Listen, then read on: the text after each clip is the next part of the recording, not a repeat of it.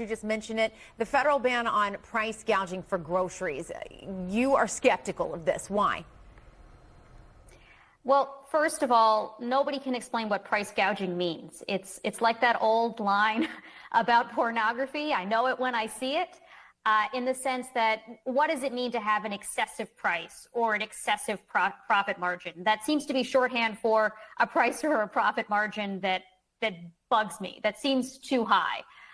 So, it's very hard to pin down what this would actually mean. If you look at the legislation that, as I mentioned, is already in the Senate, led by Senate Warren and Senator Bob Casey and a slew of others, the particular way that this is written, which is likely to be the template for any proposal that Harris would eventually embrace, is especially bad in that it just bans excessive prices, grossly excessive prices, grossly excessive profit margins, and says that the Federal Trade Commission can use any metric it deems appropriate to decide what that would mean, which basically says, like, it's not going to be markets, it's not going to be supply and demand that's determining how much your grocery store charges you for milk or for eggs. It's going to be some bureaucrat in DC, which seems like totally unworkable, first of all, for the FTC to be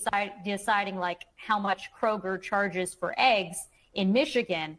But it also would be very bad for markets. We've seen this kind of thing tried in lots of other countries before: Venezuela, Argentina, the Soviet Union, et cetera. It leads to shortages. It leads to black markets. Plenty of uncertainty. And beyond that, the specific way this bill is written might actually increase prices because of some of the other language in it.